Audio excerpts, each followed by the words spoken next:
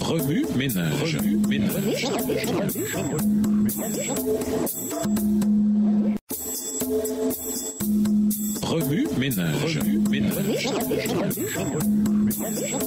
Bienvenue à votre émission Remue ménage. Nous voilà à la leçon 6, adorer le Créateur. Le jeûne tel que je l'aime, le voici, vous le savez bien. C'est libérer les hommes injustement enchaînés. C'est les délivrer des contraintes qui pèsent sur eux. C'est rendre la liberté à ceux qui sont opprimés. Bref, c'est supprimer tout ce qui les tient esclaves. C'est partager ton pain avec celui qui a faim. C'est ouvrir ta maison aux pauvres et aux déracinés. Fournir un vêtement à ceux qui n'en ont pas et ne pas te détourner de celui qui est ton frère. Ésaïe 58, versets 6 et 7. Dieu veut que nous entrions en relation avec lui. Nous pouvons le faire, entre autres, par la prière. Par elle, nous apprenons du Créateur lui-même comment nous devons nous comporter et agir envers les autres. L'adoration, différentes versions. Lisons Exode 32, verset 6. Exode 32, le verset 6. Le lendemain, ils se levèrent de bon matin et ils offrirent des holocaustes et des sacrifices d'action de grâce. Le peuple s'assit pour manger et pour boire, puis ils se levèrent pour se divertir. Depuis l'époque des prophètes jusqu'au christianisme moderne, différentes formes d'adoration ont existé. Adoration est le titre d'une pièce musicale. Certains utilisent donc le mot adoration pour désigner cette pièce. Pour de nombreux chrétiens, adoration rime avec leur service religieux du sabbat ou du dimanche matin. Cependant, parmi tant de versions de l'adoration, il importe de savoir quelle est la définition divine de l'adoration. Pour adorer Dieu selon ses normes, nous devons comprendre ce qu'il veut dire par adorer. Nous avons assez de livres pratiques et pas suffisamment de réflexions sur l'adoration en tant qu'idée biblique totale. L'adoration est un sujet qui devrait régir notre vie 7 jours sur 7. L'adoration est, par essence, une expérience intérieure authentique du cœur. Le Christ a confirmé cela dans le Nouveau Testament. Mais le moment vient, et il est même déjà là, où les vrais adorateurs adoreront le Père en étant guidés par son esprit et selon sa vérité. Car tels sont les adorateurs que veut le Père. Dieu est esprit, et ceux qui l'adorent doivent l'adorer en étant guidés par son esprit et selon sa vérité. Jean 4, versets 23 et 24. Par contre, certaines des choses que les gens adorent et la manière dont ils le font sont aux antipodes du caractère et de la majesté du Créateur. Adorer le Créateur en esprit et en vérité, c'est s'engager dans un acte de révérence, d'adoration et de louange qui est juste, bon et agréable à Dieu. C'est reconnaître Dieu en tant que Créateur de l'univers et de tout ce qu'il contient. Si nous adorons une idole, l'argent ou quoi que ce soit de notre propre cru, nous n'adorons pas le Créateur. Ce qu'il nous faut, c'est un cœur spirituel authentique qui reconnaisse la valeur suprême de Dieu. Lorsque nous exaltons Dieu au-dessus de tout autre objet, nous imitons ses qualités telles qu'elles sont manifestées en Jésus-Christ. La véritable adoration nous conduit au salut et nous ramène à Dieu le Créateur ainsi qu'à nos frères et sœurs. La véritable adoration nous permet de vivre comme une famille en Christ. Une famille dont les membres manifestent compassion, miséricorde et amour les uns envers les autres. Ce même péché d'idolâtrie qui aveugla les enfants d'Israël existe même aujourd'hui. De nombreux individus, même au sein de l'Église, adorent, louent et révèrent des objets et d'autres biens mondains au lieu du Créateur. Cependant, en tant que jeunes adultes, nous devons comprendre que la véritable adoration inclut notre façon de vivre au quotidien. Notre façon d'interagir avec Dieu et avec les êtres humains est une partie importante de l'adoration. Ce que nous faisons à l'extérieur doit refléter ce que nous sommes à l'intérieur. En connaissant Dieu et en lui donnant la première place dans notre vie, nous pourrons faire l'expérience d'une satisfaction joyeuse qui nous incite à accomplir des actes de bonté envers les autres, tandis que nous maintenons notre intimité avec le Créateur. Au revoir. Et à demain si Dieu veut.